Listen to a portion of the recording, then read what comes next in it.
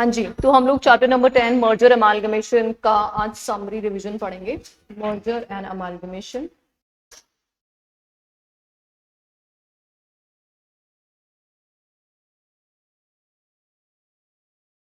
तो सबसे पहले हम लोग सेक्शन 230 की बात कर रहे हैं। Scheme of arrangement.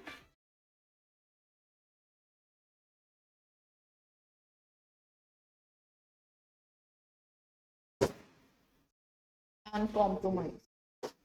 देखिए, फर्स्ट ऑफ ऑल यहाँ पे अगर कंपनी में कॉम्प्रोमाइज या कॉम्प्रोमाइज एंड अरेंजमेंट्स को मैं C/A लिख देती हूँ।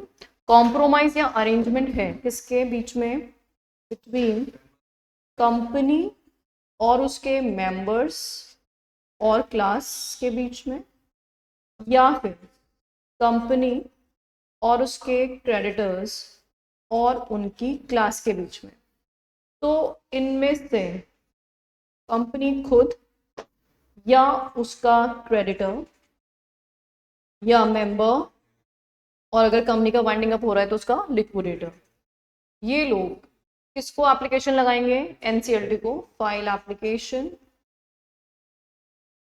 टू एनसीएलटी, और ये एनसीएलटी 1 में एप्लीकेशन लगेगी और एनसीएलटी 1 के साथ कुछ अटैचमेंट्स भी लगेंगे, प्लस अटैचमेंट। अटैचमेंट्स में नंबर 1 एनसीएलटी 2, ये हमें लगाना पड़ेगा। ये नोटिस है। किस चीज का नोटिस है? ये हमारी एप्लीकेशन एडमिट हो गई है एनसीएलटी 1, है ना। प्लस एनसीएलटी 6, इसमें जाएगा एफिडेविट। एफिडेविट प्लस एनसीएलटी के साथ साथ कॉपी ऑफ स्कीम जाएगी। कॉपी ऑफ स्कीम प्लस जो भी प्रेस्क्राइब फी है वो भी हमें अटैचमेंट में देनी होगी। अब जैसे आप एनसीएलटी के पास जाते हैं तो एनसीएलटी क्या करेगा? ऑर्डर देगा। किसके बारे में ऑर्डर देगा? To call meeting. तो जब मीटिंग कॉल करने का ऑर्डर आएगा तो उस मीटिंग के कंसर्न में मीटिंग का चेयरमैन कौन होगा? चेयरमैन। मीटिंग का टाइम, डेट, वेन्यू क्या होगा? स्क्रूटनाइजर कौन होगा? फोरम क्या होगा? ये सारी बातें भी कौन प्रिस्क्राइब करेगा? हमारा एनसीएलटी ही प्रिस्क्राइब करेगा। अब एनसीएलटी ने जब ये सारी चीजें प्रिस्क्राइब कर दी है तो अब हमें क्या करना चाहिए? मीटिंग कॉल करनी है, तो मीटिंग कॉल करने के लिए नोटिस देना पड़ेगा हमें। तो सबसे पहले जो भी डेट ऑफ मीटिंग डिसाइड हुई है, डेट ऑफ मीटिंग, जो भी इस ऑर्डर के चलते डेट ऑफ मीटिंग डिसाइड हुई है, उस डेट ऑफ मीटिंग से पहले प्रायर हमें क्या करना पड़ेगा? हमें प्रायर नोटिस देना पड़ेगा, है ना। तो हम इससे पहले क्या देंगे? Prior notice. अच्छा, ये जो नोटिस जाएगा ये कौन से फॉर्म में जाएगा? CAA 2 में जाएगा। CAA 2 में जाएगा नोटिस। और किसको जाएगा ये नोटिस? टू क्रेडिटर्स की मीटिंग है तो क्रेडिटर्स को जाएगा, मेंबर्स की मीटिंग है तो मेंबर्स को, या उनकी कोई क्लास है तो उनको जाएगा। ये नोटिस यहाँ पे सेंड किया जाएगा। कितने दिन पहले जाएगा ये notice? At least 30 days before. 1 month before. 1 month before. और जो यहाँ पे हमने नोटिस भेजा उसके साथ साथ सैमल्टेनियसली फोर्थ विथ नोटिस जाएगा स्टैट्यूटरी अथॉरिटीज को, और ये जाएगा CAA 3 के अंदर। प्लस साथ ही में हमें एडवर्टाइजमेंट देना है। एडवर्टाइजमेंट कितने न्यूज़पेपर्स के अंदर? 2 न्यूज़पेपर्स के अंदर, इंग्लिश एंड वर्नाकुलर। और ये कितने दिन पहले जाएगा? 30 days बिफोर। एंड प्लस हमें अपलोड करना है वेबसाइट पे। तो ये हमने यहाँ पे नोटिस दे दी है कि भाई मीटिंग कॉल होने वाली है। जो हमने स्टैट्यूटरी अथॉरिटीज को नोटिस दिया था उसमें उनके पास ऑब्जेक्शन रेज करने का टाइम जो था, तो they can raise objection they can raise objection. कितने टाइम के अंदर अंदर ऑब्जेक्शन रेज कर सकते थे वो? 30 डेज के अंदर अंदर ऑब्जेक्शन रेज कर सकते थे, विद इन 30 डेज। अब यहाँ पे फाइनली जो है हमारी मीटिंग कॉल हो रही है। अच्छा, ये जो स्टैट्यूटरी अथॉरिटीज है उसमें किस किस को जाता है? स्टैट्यूटरी अथॉरिटीज में नंबर 1 सीजी को जाएगा ही जाएगा, आरओसी को भी जाएगा, और इनकम टैक्स डिपार्टमेंट है ये तो जाएगा ही जाएगा। उसके अलावा सेबी को और आरबीआई को अगर रेलेवेंट है तो, है ना। अगर लिस्टेड कंपनी है तो सेबी को जाएगा, नहीं तो नहीं जाएगा। और किसको जा सकता है? अदर स्टैट्यूटरी अथॉरिटीज को, जो भी अदर एप्लीकेबल है, अदर स्टैट्यूटरी अथॉरिटीज। इन सबको हमने क्या कर दिया है? नोटिस डिस्पैच कर दिया है। और अब इनको नोटिस डिस्पैच कर दे तो ऑब्वियसली ये लोग 30 दिन के अंदर अंदर ऑब्जेक्शन रेज कर देंगे। फाइनली ये हमारा डे ऑफ मीटिंग आ चुका है। इससे पहले की सारी तैयारियां हम कंप्लीट कर चुके हैं। अब डे ऑफ मीटिंग से पहले हमें एक काम और करना है, एक डिक्लेरेशन देना है। क्या डिक्लेरेशन देना है? कि हम ये सारे नोटिस वोटिस जो है वो डिस्पैच कर चुके हैं। तो डे ऑफ मीटिंग से कितने दिन पहले जाता है? ये 7 डेज बिफोर। 7 डेज बिफोर एक डिक्लेरेशन होगा बाय चेयरपर्सन। और ये चेयरपर्सन क्या डिक्लेरेशन दे रहा है? किस बारे में डिक्लेरेशन दे रहा है वो?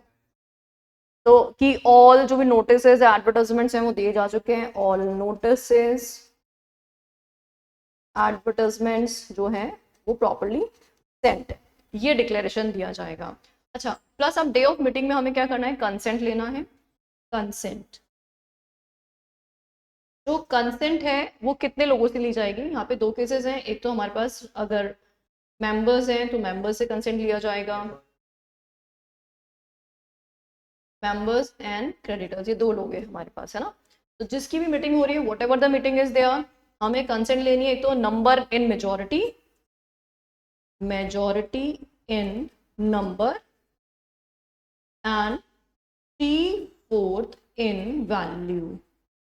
अच्छा, अब लेकिन ये कौन से लोग होने चाहिए? जो प्रेजेंट एंड वोट कर रहे हैं। मतलब जो एब्सेंट है या जो लोग वोट नहीं कर रहे हैं उनसे हमें मतलब ही नहीं है। ये लोग कौन होने चाहिए? प्रेजेंट एंड वोटिंग वाले लोग होने चाहिए जब हम कैलकुलेशन करेंगे। अब फाइनली हमारी जैसे मीटिंग हो जाएगी, कंसेंट आ चुकी है, तो कंसेंट आने के बाद हम क्या करेंगे? उसका रिजल्ट बताएंगे। तो डिक्लेरेशन जाएगा किसके अंदर? CAA4 के अंदर। तो अब हम यहाँ पे क्या करने वाले हैं? इस कंसेंट के बाद मीटिंग कंक्लूड हो रही है, तो मीटिंग कंक्लूजन के यहाँ पे चेयरमैन की डिक्लेरेशन, चेयरमैन रिपोर्ट करेगा टू NCLT किसके कंसर्न में? कि क्या डिस्कशन हुआ मीटिंग में? About result of meeting. और ये कौन से फॉर्म में जाएगा? CAA4 में जाएगा। कितने दिनों में जाता है? 7 डेज में, श्योर? या उसके बाद लिक्विडेटर का जो रिपोर्ट जाएगा वो जाएगा, इंटीमेशन, ये कितने दिनों में जाता है? ये जो मीटिंग हो गई है, मीटिंग कंक्लूजन के बाद जो भी आप यहाँ पर डिक्लेरेशन दे रहे हैं, चेयरमैन रिपोर्ट फाइल कर रहा है NCLT को, 3 डेज या फिर other prescribe by the NCLT, कितने दिनों में जाएगा? 3 डेज और प्रेस्क्राइब बाय NCLT, जो भी पीरियड NCLT ने प्रेस्क्राइब किया होगा। एंड देन चेयरमैन का जब रिपोर्ट आ चुका है तो उसके बाद वही 7 दिन के अंदर अंदर, 7 डेज के अंदर अंदर, विद इन 7 डेज कंपनी या उसका लिक्विडेटर, है ना, क्या करेंगे? Present petition to NCLT। NCLT को क्या करेंगे? पेटिशन फाइल करेंगे। और ये पेटिशन कौन से फॉर्म में होगी? CAA5 के अंदर होगी। कौन से फॉर्म में होगी? CAA5 के अंदर होगी। और अगर बाई चांस ये फेलियर हो जाते हैं, फेल्ड, इफ फेल्ड, तो इन दैट केस फिर कौन फाइल करेगा पेटिशन? क्रेडिटर्स, देन क्रेडिटर्स या मेंबर्स फाइल पेटिशन। और अगर उनको कोई भी खर्चा वर्चा हो रहा है तो फिर क्या होगा? कंपनी से रिकवर करेंगे, ठीक है। तो जो भी एक्सपेंसेस वगैरह हैं रियम्बर्स हो जाएंगे, एक्सपेंसेस रियम्बर्स। चलो फाइनली यहाँ पे हमने CAA5 के अंदर क्या कर दिया है, पिटिशन फाइल कर दिया है। अब NCLT क्या करेगा, नाउ NCLT हियरिंग की डेट फिक्स करेगी, फिक्स डेट ऑफ हियरिंग। अच्छा, अब जो हियरिंग है, इस हियरिंग से पहले लोगों को पता होना चाहिए ना कि भी हियरिंग होने वाली है। तो हियरिंग से कितने दिन पहले, 10 दिन पहले, मिनिमम 10 डेज बिफोर क्या करेंगे, हमें एडवर्टाइजमेंट देना पड़ेगा, किसमें, वही 2 न्यूज़पेपर में, ठीक है। प्लस साथ ही में हमें क्या देना पड़ेगा कि किन किन के ऑब्जेक्शन रिसीव हुए थे, वो ऑब्जेक्शन जो पहले हमने दिए थे ना, ऑब्जेक्शन 30 डेज में ऑब्जेक्शन रिसीव होने थे, तो वो ऑब्जेक्शंस रिसीव्ड ये आपको देना पड़ेगा। प्लस जो भी आपको रिसीव, जो भी अदरवाइज डॉक्यूमेंट्स बोले गए हैं वो सारे के सारे आपको यहाँ पे सबमिट करने पड़ेंगे। फाइनली हमारी डेट ऑफ हियरिंग आ गई। डेट ऑफ हियरिंग अब क्या होगा, NCLT सुनवाई करेगा और सुनवाई करने के बाद क्या करेगा, ऑर्डर पास करेगा। तो NCLT पास ऑर्डर, और ये ऑर्डर कौन से फॉर्म में आएगा, CAA6 के अंदर ये ऑर्डर पास हो जाएगा। और जैसे NCLT का ऑर्डर आ गया है तो ऑर्डर के 30 डेज के अंदर अंदर हम किसको इन्फॉर्म करते हैं, ROC को। NCLT के ऑर्डर के 30 डेज के अंदर अंदर कंपनी फाइल टू ROC, कौन से फॉर्म में जाएगा ROC को, ROC को हमेशा एक ही फॉर्म में जाता है, INC 28 एक ही फॉर्म होता है हमेशा, हर जगह जब भी कोई भी ऑर्डर आता है जो ROC को फाइल करना होता है हमेशा एक ही फॉर्म चलता है, दैट इज व्हाट INC 28, इसी के अंदर इंटीमेशन हमेशा जाएगी। अच्छा, जब भी ये ऑर्डर पास होगा तो क्या इस ऑर्डर को पास करते वक्त NCLT कुछ स्पेशल काइंड ऑफ ऑर्डर्स भी पास कर सकती है, जैसे मान लो इस ऑर्डर के अंदर कन्वर्जन से रिलेटेड कोई मैटर आ रहा हो, इसका हो सकता है नंबर 1, एक तो प्रेफरेंस शेयर्स को कन्वर्ट कर रहे हो आप इक्विटी शेयर में, है ना। तो अगर इक्विटी शेयर में कन्वर्ट कर रहे हो तो इन प्रेफरेंस शेयर का जो भी आउटस्टैंडिंग डिविडेंड है वो डिविडेंड कैसे दे सकता है, या तो वो शेयर्स में ले सकते हैं या कैश में, ये ऑप्शन दे सकता है NCLT ऑर्डर के अंदर। और क्या ऑप्शन हो सकता है इसके अंदर, क्रेडिटर्स को सिक्योर करने के ऑर्डर्स हो सकते हैं, सिक्योर क्रेडिटर्स, तो ये ऑर्डर में आ सकता है। और क्या हो सकता है, अगर आप वेरिएशन इन राइट्स कर रहे हो तो सेक्शन 48 फॉलो करना पड़ेगा, वेरिएशन अगर है तो सेक्शन 48 फॉलो करना पड़ेगा। और क्या हो सकता है इसके अंदर कि अगर मान लीजिए सिक कंपनी है, बाइफर में का मामला, और क्रेडिटर्स ने कंसेंट कर दिया है, तो क्रेडिटर्स ने अगर अप्रूव कर दिया है तो सिक कंपनीज के लिए बाइफर अबेट हो जाएगा, वो तो 231 में, वो सेक्शन 231 में, यहाँ नहीं होगा, ठीक है। ये सारा ऑप्शन क्लियर है, इसमें कोई प्रॉब्लम। चलिए अब इसमें कुछ स्पेशल की नोट्स हैं वो देख लेते हैं। ये पूरा हमारा कंप्लीट प्रोसेस हो गया फुल फ्लैजेड।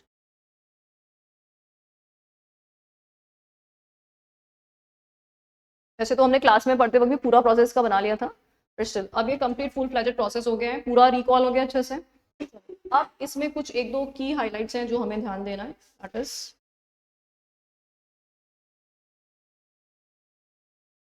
हाँ जी, दैट इज अच्छा, क्या ये पॉसिबल है कि हम हियरिंग कॉल ना करें, मीटिंग कॉल ना करें, क्या ये पॉसिबल है, क्या ट्रिब्यूनल डिस्पेंस विद कर सकता है मीटिंग को, ट्रिब्यूनल में डिस्पेंस विद मीटिंग, किसकी मीटिंग, क्या यहाँ पे 2 टाइप की मीटिंग्स होती हैं, एक तो मेंबर्स की मीटिंग होती है, क्रेडिटर्स की मीटिंग होती है, क्रेडिटर्स और मेंबर।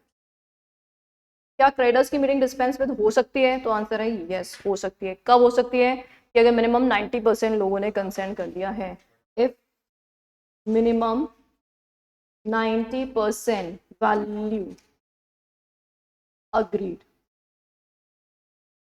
तो जो मेंबर्स ने 90% और ट्रेडर्स ने ऑलरेडी मिनिमम 90% कंसेंट कर दिया है तो फिर ठीक है ना, कोई प्रॉब्लम है ही नहीं। तो हमें कंसेंट में SR ही चाहिए था, वो ऑलरेडी आ चुका है, तो there is no need to call the meeting.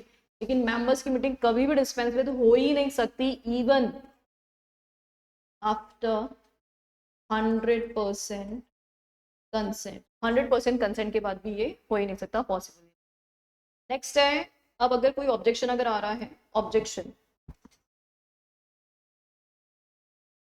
Bye objection of जो कॉम्प्रोमाइज एंड अरेंजमेंट की स्कीम है, तो वो कौन लोग रेज कर सकते हैं? By only. कितने लोग ऑब्जेक्शन रेज कर सकते हैं? अगर मामला किसका है? शेयर होल्डर्स का है, तो कितने शेयर होल्डर्स ऑब्जेक्शन रेज कर सकते हैं? Minimum 10% share holders objection raise कर सकते हैं। और अगर मामला किसका है? डेट्स का, क्रेडिटर्स का है, तो मिनिमम 5% क्रेडिटर्स ऑब्जेक्शन रेज कर सकते हैं। ठीक है, तो इनका अगर कोई ऑब्जेक्शन आता है तो वो ऑब्जेक्शन फिर आपको एनसीएलटी को देना पड़ेगा। फिर ऑब्जेक्शन के बाद एनसीएलटी देखेगी कि क्या इस मैटर में अप्रूवल आनी चाहिए या नहीं। चलिए नेक्स्ट, अब आगे बढ़ते हैं। सेक्शन 230 ये कंप्लीट हो गया, अलॉन्ग विद रूल सब कुछ हमने कवर कर लिया इसमें। अब है सेक्शन 231। ये एनसीएलटी का पावर है, सुपरविजन का पावर है कि जो ऑलरेडी स्कीम इंप्लीमेंट किया जा चुकी है वो सही से इंप्लीमेंट हो रही है कि नहीं हो रही है। This is one power of NCLT to supervise. अच्छा, अब यहाँ पे किसको सुपरवाइज कर रहे हैं हम? इम्प्लीमेंटेशन ऑफ द स्कीम को। इम्प्लीमेंटेशन ऑफ स्कीम को हम यहाँ सुपरवाइज कर रहे हैं। तो जो इम्प्लीमेंटेशन का सुपरविजन कर रहा है वो कैसे कर रहा है? सुओ मोटो भी कर सकता है, सुओ मोटो कर सकता है, या फिर किसी की एप्लीकेशन अगर आएगी, एप्लीकेशन रिसीट, तो उसके बेसिस पे भी कर सकता है। अब यहाँ पे जब भी वो सुपरविजन करेंगे तो उनको क्या दिखाई देगा? वो उनको लग रहा है कि ये स्कीम सही से इंप्लीमेंट हो रही है कि नहीं हो रही है, तो उसके कंसर्न में क्या करेंगे? ऑर्डर करेंगे, make an order, make an order directing, directing. अब किसको डायरेक्ट करेंगे? कंपनी को या उसके लिक्विडेटर को। अगर कंपनी वाइंडिंग अप में जा रही है तो लिक्विडेटर होगा, और अगर नॉर्मल कंपनी है तो कंपनी को जाएगा। किसके लिए यहाँ पे डायरेक्टिंग कर रहा है? To report, to report on implementation of scheme. मतलब स्कीम जो है वो सही से काम कर रही है कि नहीं कर रही है। जो भी आपका कॉम्प्रोमाइज एंड अरेंजमेंट स्कीम था उसका कैसे काम चल रहा है उसके कंसर्न में रिपोर्ट करने के लिए बोला जाएगा।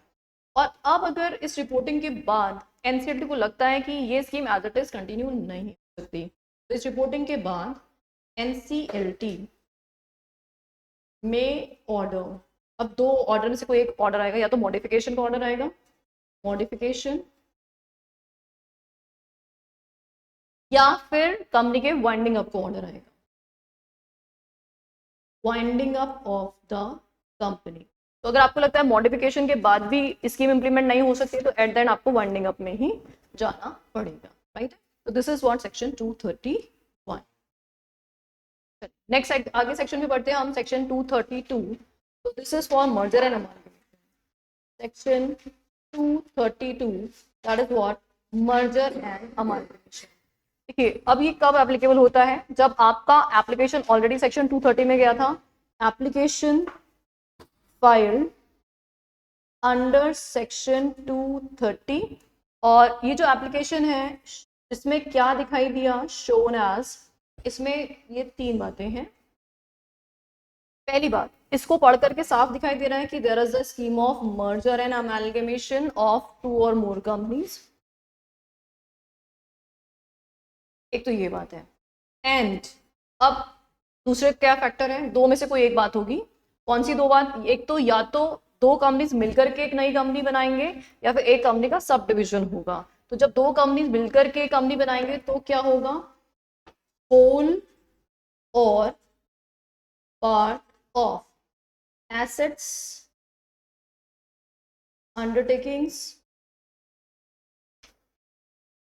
एंड लाइबिलिटीज, ये सब की सब जो है किसकी? ट्रांसफरर कंपनी की, किसकी हो जाएंगी? ट्रांसफरी कंपनी की हो जाएंगी। या तो ऐसा कुछ है, या फिर और, मतलब इन दोनों में से कोई एक चीज ही होगा, दोनों नहीं हो सकते। और और क्या? या फिर division of company among 2 or more companies. So this is the case of demerger. तो ये केस है मर्जर का और ये केस है डीमर्जर का। तो इन दोनों में से कोई भी केस हो, एट द एंड आपको सेक्शन 232 फॉलो करना पड़ेगा। और अगर ऐसा कुछ हो गया तो अब आपको क्या करना पड़ेगा, कुछ डॉक्यूमेंट सर्कुलेट करने पड़ेंगे। देन डीमर्जर के अंदर ऐसा होता है कि जैसे मान लीजिए एक कंपनी अभी हुआ, टाटा मोटर्स में डीमर्जर ही हुआ। तो टाटा मोटर्स में डीमर्जर हुआ, दो कंपनीज के बीच में हुआ था, एक तो कमर्शियल व्हीकल और एक पैसेंजर व्हीकल, दो कंपनीज बन गई। तो जैसे मेरे पास पहले 1100 शेयर्स थे, है ना, तो मेरे पास अब दोनों कंपनी के 1100 शेयर्स हैं। दो कंपनीज हो गई ना, उनकी वैल्यूएशन चेंज हो गई है। पहले एक कंपनी का शेयर कितना था, 700 रुपये, 650 700 के आसपास चल रहा था। अब इन दोनों कंपनीज का स्प्लिट होकर के एक कंपनी का शेयर अप्रोक्सीमेटली 350 के आसपास है और दूसरी कंपनी का अप्रोक्सीमेटली 350। इस तरह से स्प्लिट हो गया, वैल्यूएशन चेंज हो। This is what demerger. देन आपको क्या करना पड़ेगा, सर्क्यूलेट डॉक्यूमेंट्स फॉर मीटिंग। तो कौन कौन से डॉक्यूमेंट्स हैं जो आपको यहाँ पे सर्कुलेट करने पड़ेंगे, जैसे एक तो draft scheme of merger and amalgamation, और साथ ही में ये जो स्कीम है ये क्या होनी चाहिए, एडॉप्टेड भी होनी चाहिए, एडॉप्टेड बाय डायरेक्टर्स। देन ये draft scheme of merger and amalgamation है, इसकी कॉपी आपको फाइल करनी है टू आरओसी को, उसको भी फाइल करनी है। Then, इस रेस्पेक्टिव मर्जर एंड अमालगमेशन का इफेक्ट क्या पड़ेगा, effect of scheme of merger and amalgamation किस किस पे, शेयर होल्डर्स पे क्या इफेक्ट पड़ेगा, केएमपीज पे क्या इफेक्ट पड़ेगा, प्रमोटर्स पे एंड नॉन प्रमोटर्स पे, इन सब पे क्या क्या इफेक्ट पड़ेगा, इसका रिपोर्ट आपको देना हो। और ये रिपोर्ट भी क्या होना चाहिए, एडॉप्टेड होना चाहिए, एडॉप्टेड बाय डायरेक्टर्स। साथ ही में इसके साथ हमें एक्सपर्ट रिपोर्ट ऑफ वैल्यूएशन लगानी पड़ेगी, एक्सपर्ट रिपोर्ट किसकी, वैल्यूएशन की, क्योंकि यहाँ पे क्योंकि मर्जर अमालगमेशन हो रहा है तो ऑब्वियसली आपको शेयर पे करने पड़ेंगे, कंसिडरेशन तो वैल्यूएशन लगेगा। प्लस साथ ही में आपको सप्लीमेंट्री अकाउंट्स भी लगाने पड़ेंगे, सप्लीमेंट्री अकाउंट्स। और ये अकाउंट्स अगर कितने महीने से ज़्यादा हैं, 6 महीने से ज़्यादा के हैं, तो क्या करने पड़ेंगे उनको, if accounts more than 6 months before, क्या कराना पड़ेगा, ऑडिट भी कराना पड़ेगा, ऑडिट भी कराना होगा। तो ये कुछ डॉक्यूमेंट्स हैं जो एडिशनल आपको अटैचमेंट करने होंगे। चलिए अब इसका इम्पैक्ट क्या क्या पड़ेगा, अगर मर्जर अमालगमेशन हो रहा है तो इफेक्ट क्या होगा, effect of merger and amalgamation. एक सिंपल सा कॉन्सेप्ट था, जो तेरा है वो मेरा है, तो जो जो ट्रांसफरर कंपनी का था वो किसका बन जाएगा, ट्रांसफरी कंपनी का बन जाएगा। क्या क्या बन जाएगा, assets, assets, liabilities, same to same, employees, same to same, shares, debentures जो भी हैं वो सब किसके हैं, नए कंपनी के नाम पे कंटिन्यू करेंगी। देन अगर कोई लीगल लिटिगेशन चल रहे हैं, लीगल प्रोसीडिंग्स, वो as it is new company के नाम पे कंटिन्यू रहेगी। अच्छा, जो इन्होंने स्टैम्प ड्यूटी पे की हुई है ऑलरेडी कैपिटल पे, स्टैम्प ड्यूटी ऑन कैपिटल, तो वो इनकी स्टैम्प ड्यूटी मान ली जाएगी, मतलब क्या हो जाएगी, एडजस्टेड, क्या हो जाएगी, एडजस्टेड, उसकी कैपिटल में एडजस्ट हो जाएगी। अब अगर बाय चांस ऐसा है कि ट्रांसफरी कंपनी तो क्या थी, लिस्टेड, और ये कंपनी क्या है, अनलिस्टेड, तो ऑब्वियसली इसके जो भी होल्डर्स हैं उनको होगी परेशानी। तो उनको अगर परेशानी है तो हम उनको क्या देंगे, ऑप्ट आउट का, ऑप्ट आउट कर सकते हैं, मतलब उनको क्या मिल सकता है, एग्जिट ऑफर मिलेगा, मतलब वो चाहे तो अपने शेयर्स बेच करके जा सकते हैं। यहाँ पे आपको एक रिटर्न फाइल करनी होगी, रिटर्न CAA8 में। ये रिटर्न तब तक फाइल होगी जब तक कि आपकी स्कीम प्रॉपर्ली इंप्लीमेंट नहीं हो जाती, till scheme is fully implemented. अच्छा, ये जो हम CAA8 फाइल कर रहे हैं, किसको फाइल कर रहे हैं? ROC को फाइल कर रहे हैं। और कितने दिनों में फाइल कर रहे हैं? 210 डेज में फाइल कर रहे हैं of end of financial year. तो जब भी फाइनेंशियल ईयर एंड होगा उसके 210 डेज के अंदर अंदर हमें रिटर्न फाइल करना पड़ेगा। और कब तक फाइल करते रहेंगे? जब तक कि आपकी फुल्ली स्कीम इंप्लीमेंट नहीं हो जाती। राइट है, चलिए ये हो गया हमारा 232, ये कंप्लीटली कवर्ड है। अब नेक्स्ट आगे हम बात करते हैं section 233, that is what? Fast track merger. तो पहले तो एप्लीकेबिलिटी किन किन कंपनीज पे है? एप्लीकेबिलिटी नंबर 1, दो स्मॉल कंपनीज के बीच का मर्जर है, 2 स्मॉल कंपनीज, या फिर होल्डिंग कंपनी का उसकी होल्ली ओन सब्सिडरी के साथ मर्जर है, या फिर अदर प्रेस्क्राइब्ड। तो अदर प्रेस्क्राइब जो भी कंपनीज होंगी, तो रूल्स में प्रेस्क्राइब है वैसे बहुत सारी कंपनीज, बट आपके कोर्स में नहीं दे रखा तो हमें पढ़ने की जरूरत नहीं है। तो other prescribe class of companies जो है उन पे फास्ट ट्रैक मर्जर एप्लीकेबल होगा। चलिए अब इसका प्रोसेस क्या रहेगा? यहाँ पे आपको एनसीएलटी के पास प्राइमा फेसिली जाने की जरूरत नहीं है, तो आपका स्टेप्स बहुत ही स्लो डाउन हो जाएगा, आपको इतना जल्दी जल्दी ये सारे काम करने की जरूरत नहीं पड़ेगी। तो स्टेप 1 प्रोसेस क्या रहेगा? सबसे पहले हम क्या करेंगे? नोटिस देंगे, notice of proposed scheme CAA9 में जाएगा। किसको जाएगा? टू इनवाइट ऑब्जेक्शंस या सजेशंस टू ROC को जाएगा और पर्सन्स अफेक्टेड, जो भी पर्सन्स अफेक्टेड है, और सेक्टोरल रेगुलेटर।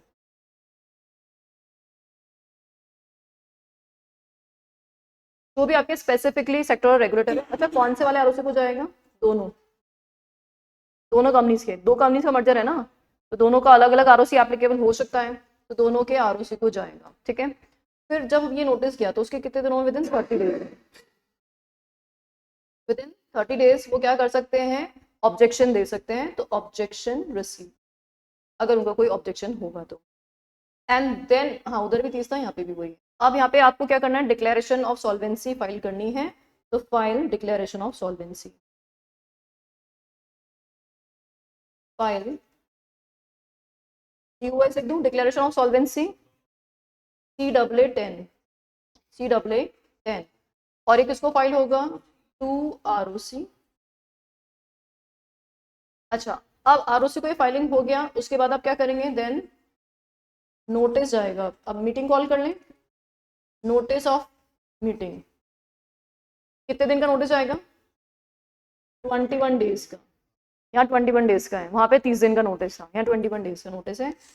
ये किस किस को जाएगा? एक तो मेंबर्स को और उनकी क्लास को, और अगर क्रेडिटर्स है तो क्रेडिटर्स को। मेंबर्स के केस में कितना % कंसेंट चाहिए हमें? 90% किसका? Of total number of shares का, या टोटल शेयर होल्डर्स का? टोटल नंबर ऑफ शेयर्स का, टोटल शेयर्स का।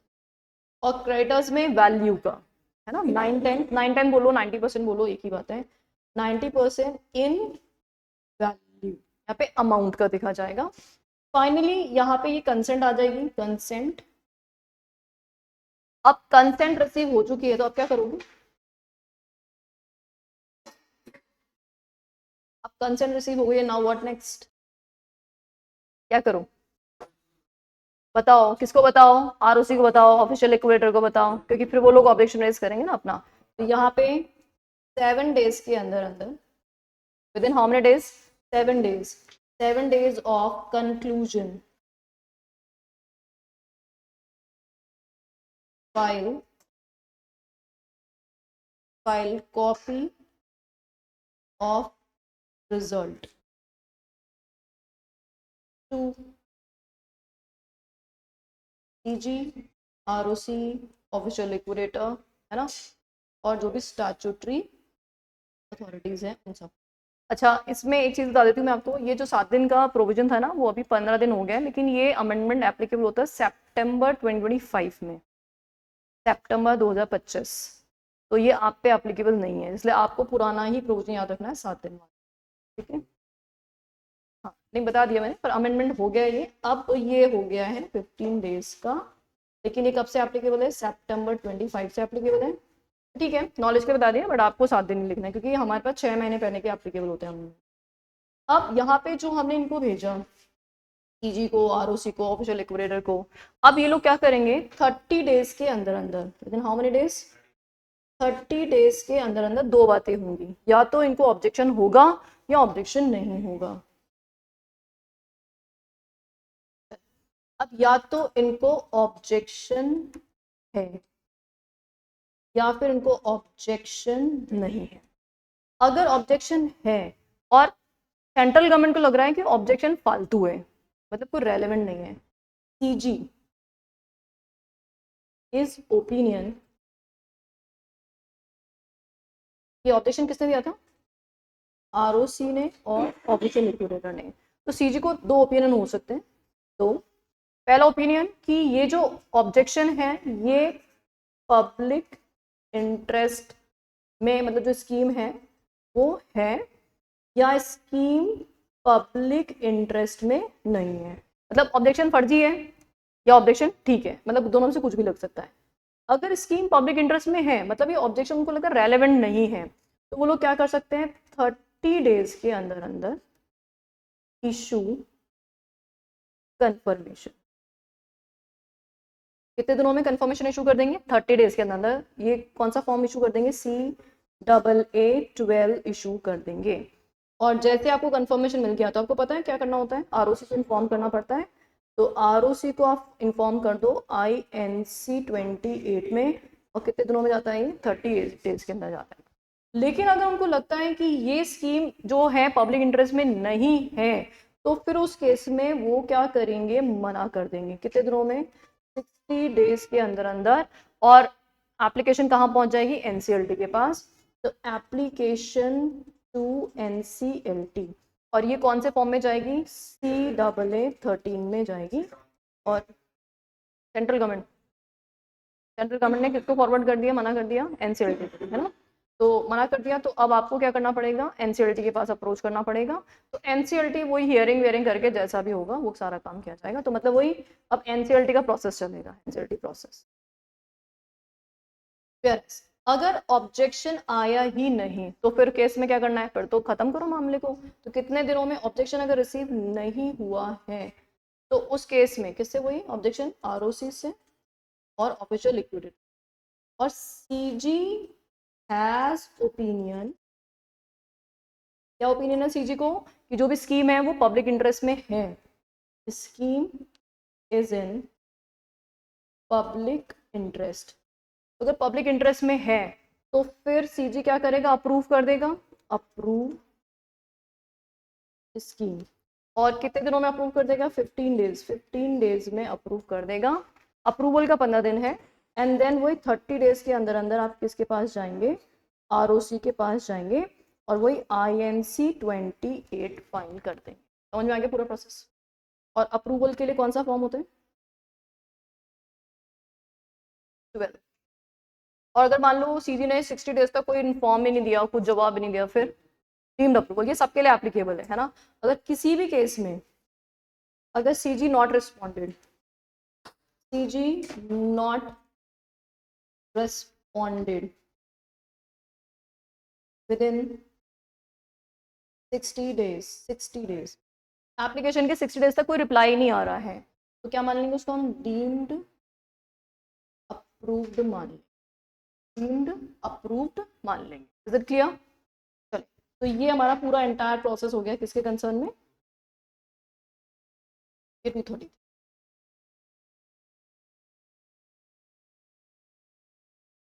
दिख नहीं रहा होगा तो ये कंप्लीट प्रोसेस हो गया हमारा 233। नेक्स्ट सेक्शन पे बढ़ते हैं अभी हम 234 की तरफ।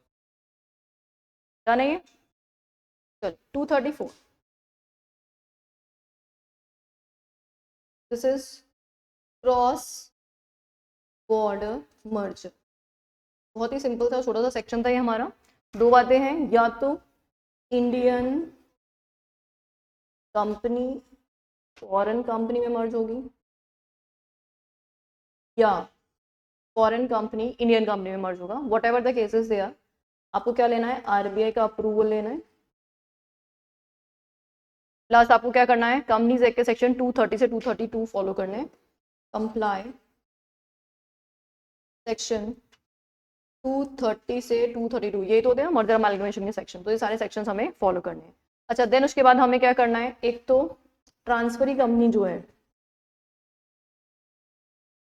ट्रांसफरी कंपनी, इसको इंश्योर करना है वैल्यूएशन, क्योंकि ट्रांसफरी कंपनी को ही पेमेंट करना पड़ेगा। तो क्या करेगी, इंश्योर क्या, वैल्यूएशन। वैल्यूएशन इज कंडक्टेड, कौन वैल्यूएशन करता है, वैल्यूअर्स। वैल्यूअर्स कौन से वाले वैल्यूअर्स होंगे, जो रिकॉग्नाइज्ड प्रोफेशनल जो भी होंगे किसी भी कंट्री के, तो उससे रजिस्टर्ड होने चाहिए। तो registered as professional valuer, as professional valuer. और किसके हिसाब से होना चाहिए वैल्यूएशन, वैल्यूएशन होगा एज पर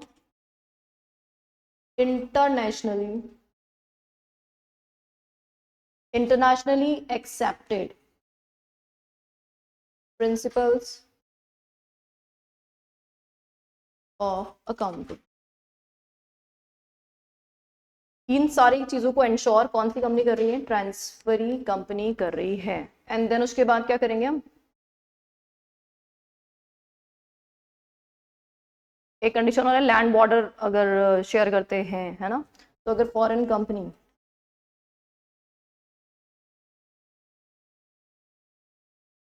कौन सी कंट्री में बिलोंग करती है,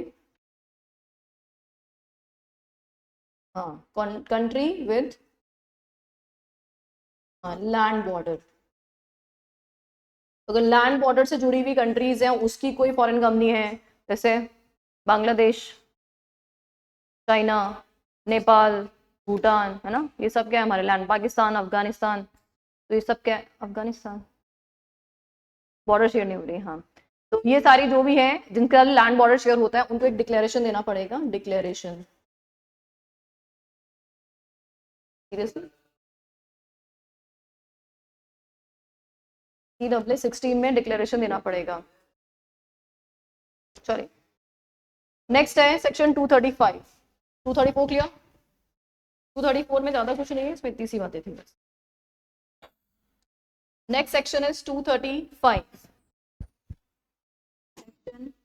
अब एग्जाम में ना बस यही फ्लो चार्ट पढ़ लेना, क्योंकि मैंने है ना वो वाला नहीं किया है जो मैराथन में होता है, स्किप स्किप स्किप, वो नहीं किया है, पूरा कंप्लीट कंटेंट कवर कर रहे हैं हम इसको। तो क्योंकि ये कंप्लीट कवरेज है, इसलिए आप एग्जाम से एक दिन पहले इसको भी रीड कर सकते हो जस्ट, है ना।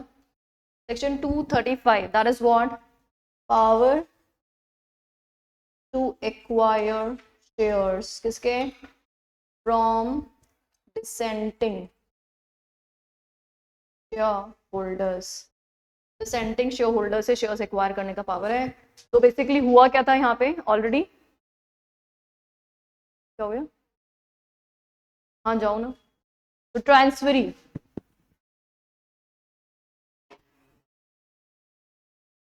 Company made offer. अच्छा, अब ट्रांसफरी कंपनी ने जो ऑफर किया था उसके लिए क्या था, कि भाई हम एक्वायर करना चाहते हैं शेयर्स, टू एक्वायर शेयर्स, किसके, ट्रांसफरर कंपनी के शेयर होल्डर्स के, है ना। तो जब ये ऑफर दिया गया था उस वक्त 4 महीने के अंदर अंदर, है ना, विद इन 4 months, क्या किया था, 90% लोगों ने अपने शेयर टेंडर कर दिए थे। 90% इन वैल्यू टेंडर्ड देयर शेयर। अच्छा, ये लेकिन 90% कौन से वाले होने चाहिए, जो अभी टेंडर किए हैं, मतलब इसमें हमने जो ऑलरेडी होल्ड किया है वो नहीं काउंट होएगा। एक्सक्लूडिंग, एक्सक्लूडिंग, क्या एक्सक्लूड करोगे, नंबर 1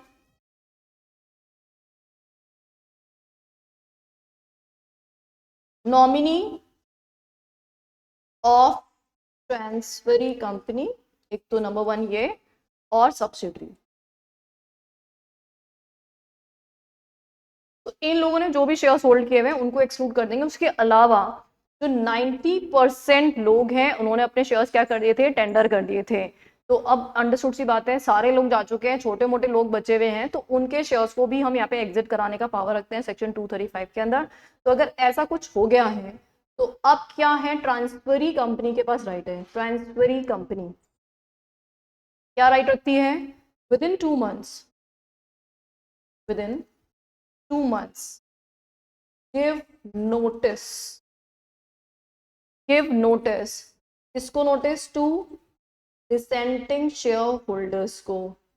और ये जो नोटिस दिया जाएगा ये कौन से फॉर्म में दिया जाएगा, एनी आइडिया, CAA-14 में, CAA-14 में ये नोटिस दिया जाएगा। और इस नोटिस के थ्रू अब क्या होगा, डिसेंटिंग शेयर होल्डर दो काम करेंगे।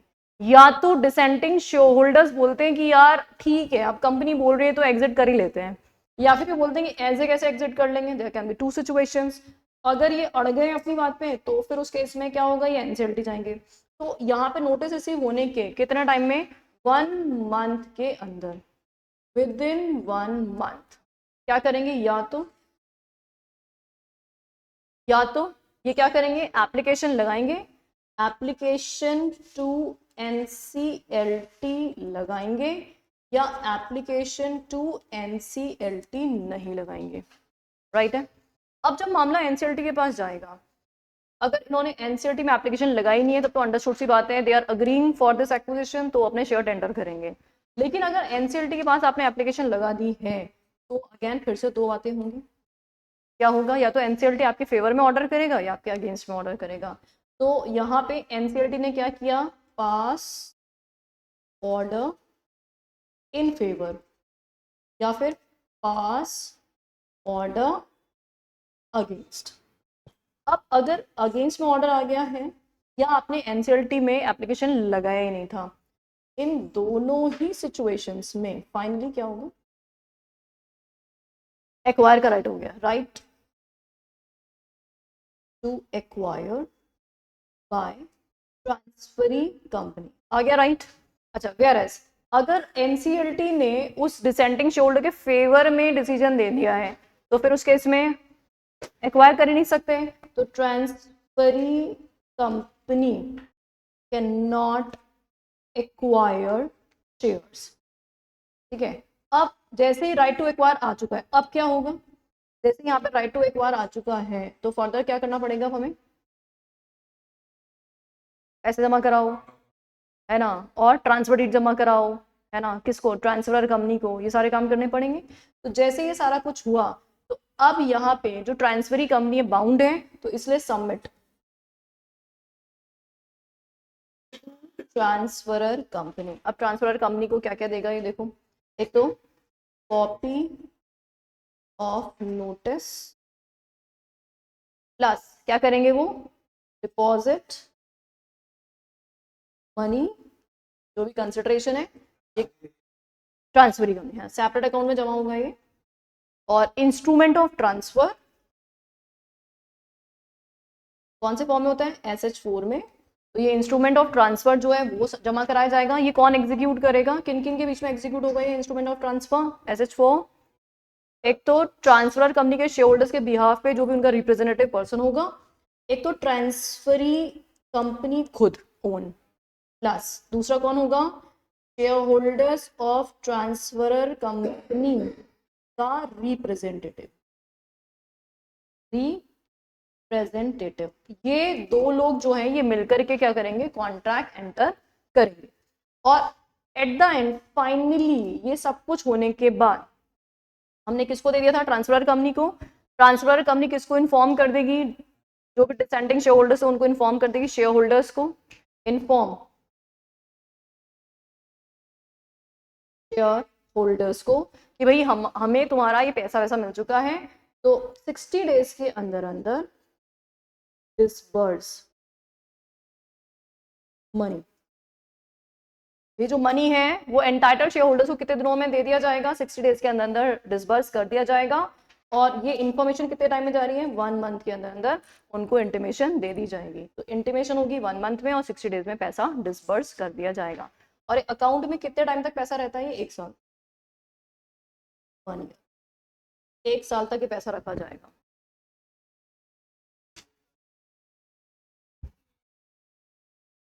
नॉन लिस्टेड कंपनी, लिस्टेड के अंदर तो जो भी सेबी रहे। क्या ये प्रोसेस क्लियर हो गया? तो क्या क्या हुआ यहाँ पे, अगर एनसीएलटी ने अप्रूव कर दिया है या वो गए नहीं एनसीएलटी में, तो एट देन आपको पेमेंट करना पड़ेगा। तो डॉक्यूमेंट एक्सचेंज करो, ट्रांसफर डीड एग्जीक्यूट करो, पैसा जमा कराओ, और जो जो डिसेंडिंग शेयर होल्डर्स जो जो जा रहे हैं उन सबको पेमेंट करते जाओ, और उनका जो भी ट्रांसफर डीड है वो ट्रांसफरी कंपनी के फेवर में रजिस्टर होता जाएगा। राइट है, आगे बढ़ते हैं फिर। Basically transfer company is the representative of the share holders, है ना। तो इसीलिए उसी ने किसी पर्सन को अपॉइंट कर लिया है ताकि उनके भी यहाँ पे इंडिविजुअली सबसे काम करने की जरूरत नहीं है, एक सिंगल रिप्रेजेंटेटिव ही सारे लोगों के लिए यहाँ पे एग्जीक्यूट कर देगा ट्रांसफर। अब यहाँ पे नेक्स्ट है condition, that is what section 236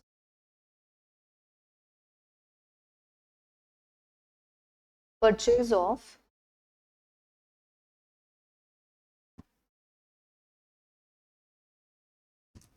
minority share holders। देखिए अब यहाँ पे 236 में क्या है, माइनॉरिटी शेयर होल्डर्स के शेयर्स परचेज किए जा रहे हैं। अभी जैसे हमने 235 में पढ़ा था कि कंपनी में ऑलरेडी 90% और मोर जो है वो शेयर्स होल्डर्स अपना कंसेंट दे चुके थे और वो शेयर्स बेच करके जा भी चुके थे। तो अब कंपनी में सिचुएशन ऐसी हो गई कि कुछ मेजॉरिटी शेयर होल्डर्स हैं, कुछ माइनॉरिटी शेयर होल्डर्स हैं। तो माइनॉरिटी शेयर होल्डर्स के शेयर्स को परचेज करने का जो सेक्शन यहाँ पे अट्रैक्ट होगा वो 236 होगा। तो सिचुएशन क्या है, basically acquirer plus PAC, person acting in concern. तो जो ये पीएसी है बेसिकली ये टेक ओवर कोड के अंदर प्रेस्क्राइब होता है, वहां पे इसकी डेफिनेशन दे रखी है। इन्होंने क्या कर रखा है, ये रजिस्टर्ड होल्डर है, रजिस्टर्ड होल्डर ऑफ 90% और मोर ऑफ इशूड कैपिटल। या फिर क्या कर रखा है उन्होंने, 90% और मोर इशूड कैपिटल होल्ड कर रखी है। या फिर कोई पर्सन या ग्रुप ऑफ पर्संस क्या बन गए हैं, बिकमिंग 90% मेजॉरिटी या hold 90% of issued share capital, equity share. तो अगर ऐसा कोई भी सिचुएशन है जहां पे एक्वायरर या पीएसी ने इस तरह के शेयर्स एक्वायर कर रखे हैं, या फिर कोई पर्सन या ग्रुप ऑफ पर्सन ने 90% या उससे मोर स्टेक होल्ड कर रखे हैं। अच्छा, ये लोग जो हैं इन्होंने शेयर्स कैसे एक्वायर करे, हाउ, ड्यू टू कंपनी में पहले क्या आया होगा, कोई मर्जर एमैलगमेशन आया होगा, ड्यू टू एमैलगमेशन, लेकिन सक्सेसफुल हुआ नहीं। अमेलगमेशन तो आया था या स्टॉक एक्सचेंज पे आपने शेयर एक्सचेंज, या फिर कन्वर्जन के थ्रू,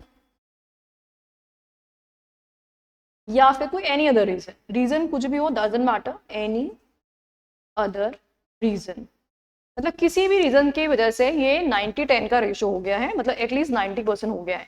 तो फिर उस केस में ये जो एक्वायरर है ये क्या करेगा, नोटिफाई करेगा कंपनी ऑफ इंटेंशन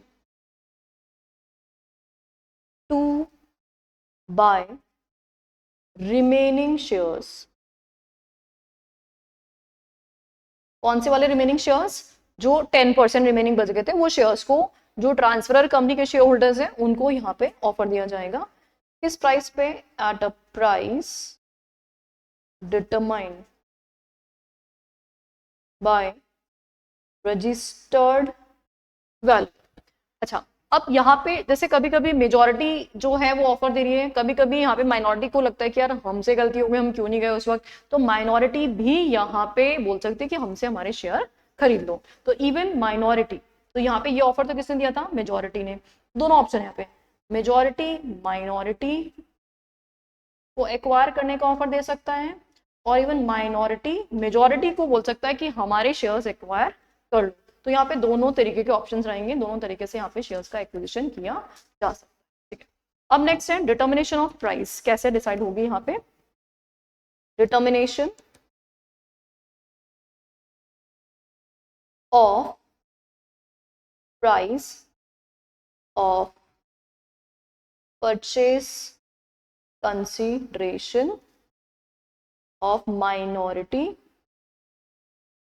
शेयर्स। तो माइनॉरिटी शेयर्स के जो शेयर्स आप परचेज करोगे उनको किस प्राइस पे शेयर्स एक्वायर करने के लिए ऑफर दोगे। तो वी आर हैविंग यहाँ पे दो केसेस यहाँ पे रहेंगे, अगर कंपनी लिस्टेड है तो क्या होगा, और अगर कंपनी अनलिस्टेड है तो क्या होगा। अगर लिस्टेड कंपनी है तो आपको पता होगा मैक्सिमम जो भी कुछ हम करते हैं वो सब किसके हिसाब से करते हैं, as per the SEBI regulation से सब कुछ चलता है। तो मैनर प्रेस्क्राइब्ड बाय सेबी, तो सेबी ने जैसा बोला है वैसा ही होगा। और यहाँ पे जो रजिस्टर्ड वैल्यूअर है प्रोवाइड करेगा वैल्यूएशन रिपोर्ट, और ये जो वैल्यूएशन रिपोर्ट जो है वो किसको एड्रेस होगी, address to the board of directors होगी। और बोर्ड ऑफ डायरेक्टर्स को जो एड्रेस होगी तो वहां पे क्या बताएगा वो कि कैलकुलेशन वगैरह कैसे किया था, वो सब कुछ चीजें यहाँ पे बताएगा। तो provide valuation report addressed to board of directors, इसमें क्या देगा, गिविंग जस्टिफिकेशन,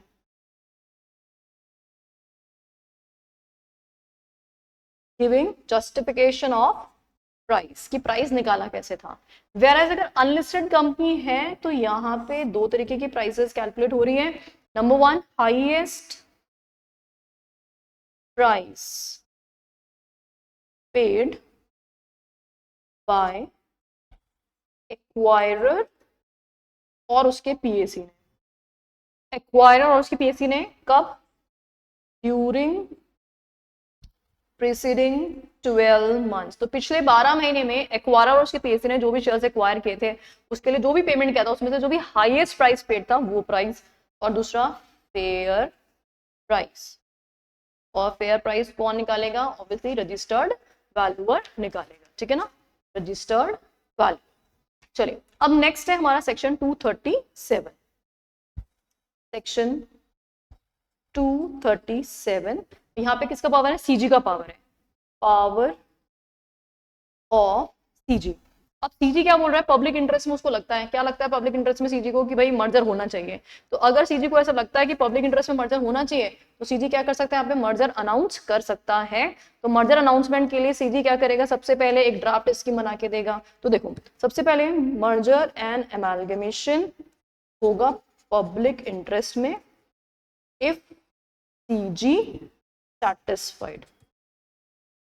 तो सीजी क्या कर सकता है, ऑर्डर दे सकता है और ऑफिशियल गजट में पब्लिश कर सकता है। लेकिन इसके लिए प्रोसेस क्या क्या होगा, सबसे पहले सीजी क्या करेगा, सेंड करेगा ड्राफ्ट ऑफर और स्कीम, और ये किस किस को देगा, दोनों कंपनीज को देगा obviously, to the transferor company and transferee company, दोनों कंपनीज को ये ऑफर दे दिया जाएगा। अब इन दोनों कंपनीज के पास क्या ऑप्शन रहेगा कि ये ऑब्जेक्शन या रिकमेंडेशन दे सकते हैं। इनके पास ऑप्शन फॉर ऑब्जेक्शन या रिकमेंडेशन टू सीजी, और ये जो ऑब्जेक्शन रेज करने का इनके पास टाइम है विद इन 2 मंथ्स, इनके पास ऑब्जेक्शन रेज करने का टाइम होगा। अब अगर मान लीजिए इस पूरी स्कीम के चलते इफ इंटरेस्ट और राइट्स ऑफ मेंबर्स या क्रेडिटर्स, जो भी जैसा भी केस है जिनके बीच में भी अरेंजमेंट चल रहा है, या तो वो अफेक्ट होगा या वो नॉट अफेक्टेड होगा। तो देखो अगर अफेक्ट होगा तो क्या मिलेगा, कॉम्पनसेशन, और अगर अफेक्ट नहीं हो रहा सेम है तो फिर नो कॉम्पनसेशन। देखो अब अगर अफेक्ट हो रहा है तो कॉम्पनसेशन का अमाउंट डिसाइड होगा। लेकिन अगर इफ जो भी होल्डर्स है उनको ये कॉम्पनसेशन एडिक्वेट नहीं लगता है, if compensation is not adequate, ऐसा उनको लगता है, तो वो क्या कर सकते हैं, 30 डेज के अंदर अंदर 30 डेज के अंदर अंदर अपील लगा सकते हैं, अपील टू एनसीएलटी। ठीक है, तो कॉम्पनसेशन में जो भी फाइनल डिसीजन होगा एनसीएलटी का वो फाइनल हो जाएगा। अच्छा, अब यहाँ पे जो भी फाइनल है तो सीजी क्या करेगा, सीजी रिकमेंडेशन वगैरह आगे सब कुछ होने के बाद pass final order and then publish कहाँ कर दो इसको, ऑफिशियल गैजेट में, और साथ ही में ले बिफोर, कहाँ ले करना है इसको, बोथ हाउसेस, दोनों हाउसेस, दोनों पार्लियामेंट के दोनों हाउसेस में इसको ले करना पड़ेगा, lay before both houses of parliament.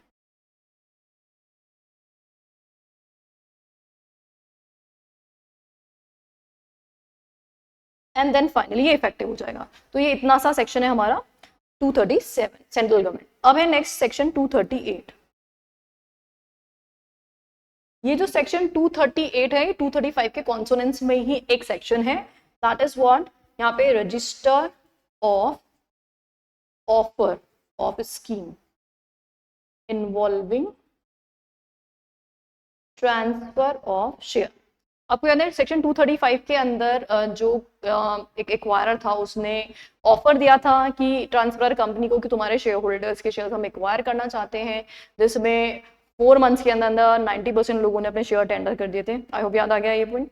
तो जहाँ पे ये ऑफर गया था ना, ये ऑफर ऑफ स्कीम, उसी के कॉन्सोनेंट्स में सेक्शन 238 क्या बोलता है कि भाई उनको ऑफर देने से पहले ये ऑफर आपको आरओसी के पास रजिस्टर कराना पड़ेगा। तो उसी के कॉन्सोनेंट्स में ये बात बोल रहा है।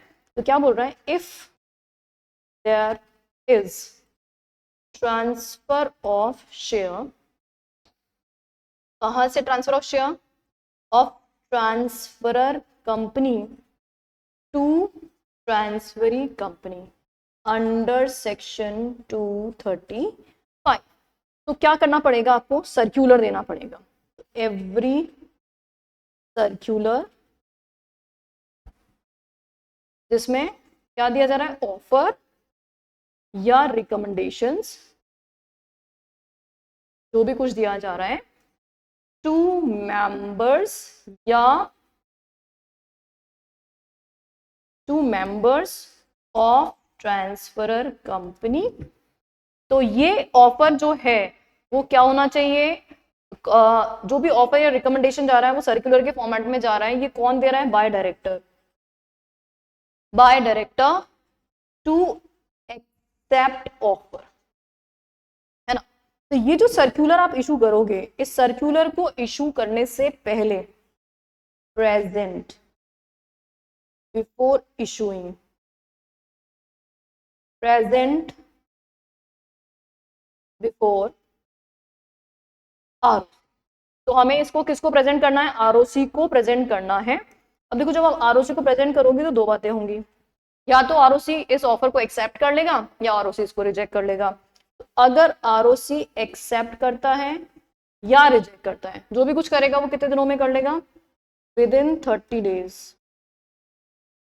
अगर एक्सेप्ट कर लिया तो बहुत ही अच्छी बात है, यहाँ पे क्या कर दो, सर्कुलर इशू कर दो, issue circular, issue circular to the share holders of transferor company. तो ट्रांसफरर कंपनी के शेयर होल्डर्स को आप सर्कुलर इशू कर दो। लेकिन अगर ये रिजेक्ट कर दिया है, अब रिजेक्शन का ग्राउंड क्या हो सकता है, क्योंकि आपने फ्रॉड किया है, प्रॉपर डिटेल्स कंटेन नहीं करते हैं, तो does not contain required information, या फिर क्या करता है वो, फॉल्स इंफॉर्मेशन होल्ड करता है। तो इस ग्राउंड पे आरओसी क्या कर देगा, रिजेक्ट कर देगा। और अगर आरओसी ने आपके रिजेक्शन कर दिया तो डेफिनेटली आप सर्कुलर इशू नहीं कर सकते। तो फिर क्या करोगे, तो आपके पास एक राइट है, अपील लगा सकते हो आप, अपील टू एनसीएलटी। और एनसीएलटी 9 नाम का जो फॉर्म है, ये आपको एनसीईआरटी को फाइल करना पड़ेगा फॉर अपील, ठीक है। चलिए नेक्स्ट सेक्शन जो हमारा है दैट इज सेक्शन 239। अब सिंपल सा सेक्शन है, प्रेजर्वेशन के बारे में बात करता है, प्रेजर्वेशन ऑफ बुक्स। अच्छा, जो भी बुक्स हैं, जितने भी, जो कंपनी बंद हो चुकी है, मर्ज हो चुकी है, और या फिर जिसके शेयर ट्रांसफर हो चुके हैं, उसको भी बुक्स प्रिजर्व करनी है बिना सीजी की प्रायर अप्रूवल के, वो उसको हटा नहीं सकते हैं। तो आपको क्या लेना है, सीजी's प्रायर अप्रूवल लेनी है by before disposal of accounts. तो जो भी अकाउंट्स हैं उनको आप डिस्पोज ऑफ करना चाहते हो तो उससे पहले आपको क्या लेनी पड़ेगी, सीजी की अप्रूवल लेनी पड़ेगी। अच्छा, अब ये कौन सी कंपनी है जो अपने अकाउंट डिस्पोज ऑफ करनी पड़ रही है, कौन सी कंपनीज हैं, कंपनीज विच आर मर्ज्ड